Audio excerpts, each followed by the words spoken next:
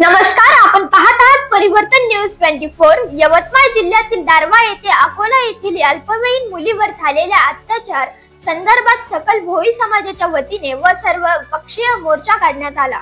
सदर वृत्त असे की अकोला येथे 6 सप्टेंबर 2025 रोजी अकोला शहरातील गुलजारपुरा भागात अल्पवयीन मुलीवर नराधम तौहीद खान व समीर खान यांनी चाकूचा धाक दाखवून अत्याचार केल्याचा निषेधार्थ दारव्हा येथे सर्व पक्षीय मोर्चा काढण्यात आला असून आरोपीला फाशीची शिक्षा झालीच पाहिजे, सदरचा खटला फास्ट ट्रॅक कोर्टात चालवावा या मागणीचे निवेदन उपविभागीय अधिकारी यांना देण्यात आले। यावेळी सकल भोई समाज सर्व पक्षीय नेते उपस्थित होते। धन्यवाद।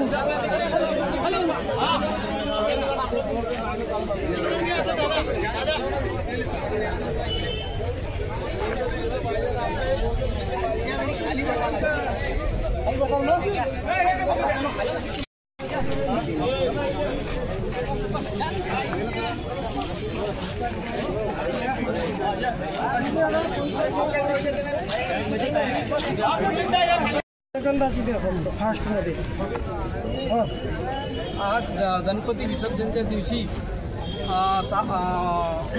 आईवडील गणपती विसर्जन गेले असता एक नराधमाने अकोला येथील गुलजारपुरा मधील परिसरातील 13 वर्षाच्या मुलीवर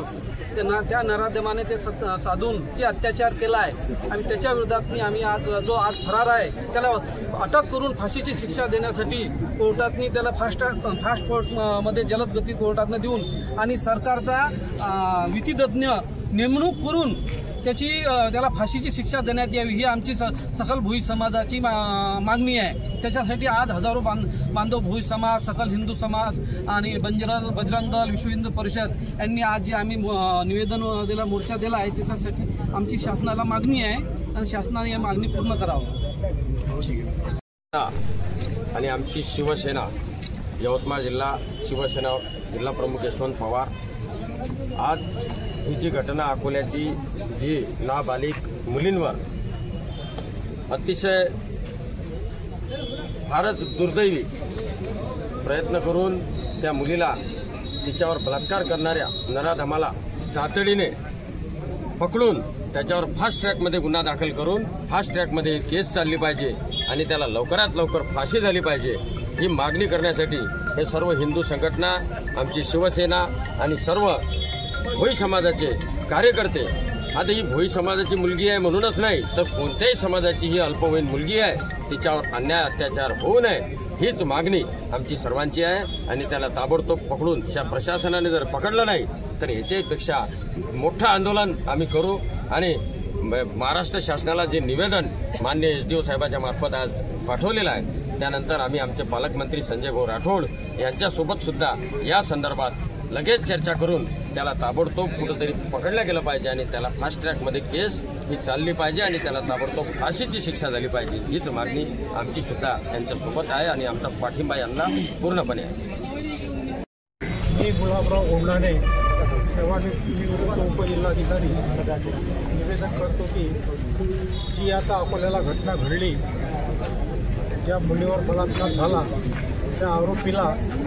ताबडतोब फाशी शिक्षा झाली पाहिजे व फास्टॅगमध्ये लवकर हे चालू निकाला काढून सर्व भोई बांधव, हिंदू समाज, बजरंग दल, भारतीय जनता पार्टी न्याय मिळावा ही अशी नम्र विनंती करतो।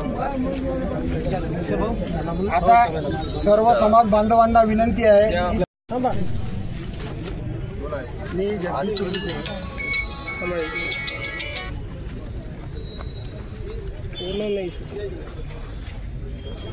की मी जगदीश सुरजे जिल्हाध्यक्ष विदर्भ भोई समाज सेवा संघ यवतमाळ आज दारवा येथे एक हात मदत चालू झाला। मी जगदीश सुरजुसे जिल्हाध्यक्ष विदर्भ भोई समाज सेवा संघ यवतमाळ आज दारवा येथे एक हात मदतीच्या सहकार्याने बजरंग दल सकल हिंदू समाजाच्या सहकार्याने आमच्या भोई समाजाच्या मुलीवर अकोला येथे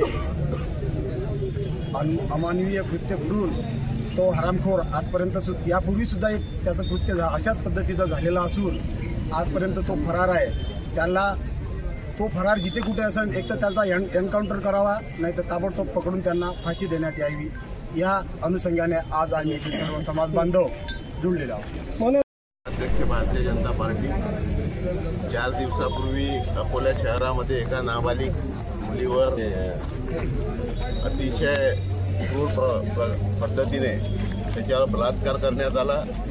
आणि ती मुलगी नाबालिग 13 वर्षाची मुलगी होती आणि खरोखरच त्या विकृत आरोपीला या ठिकाणी लवकरात लवकर पोलिसांनी ताब्यात घेऊन त्याला फाशीची शिक्षा झाली पाहिजे। यासाठी सर्व भोई समाज असेल, सर्व पक्षाचे पदाधिकारी, कार्यकर्ते, सर्व संघटना या ठिकाणी उपविभागीय अधिकारी यांना निवेदन देण्यासाठी आम्ही ते आलेलो आहोत आणि त्या मुलीला न्याय लवकरात लवकर मिळावा अशी आमची सर्वांची या ठिकाणी मागणी आहे। आरोपीला फाशी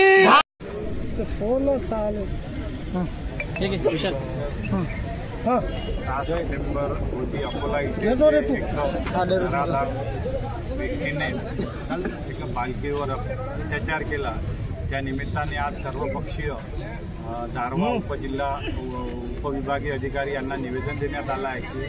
ते लवकर तो जो आरोपी आहे तो फरार आहे त्याला लवकरात लवकर पकडून त्याला एक अरेस्ट करून त्याच्यावर चांगली त्या पद्धतीने त्याच्यावर कारवाई झाली पाहिजे।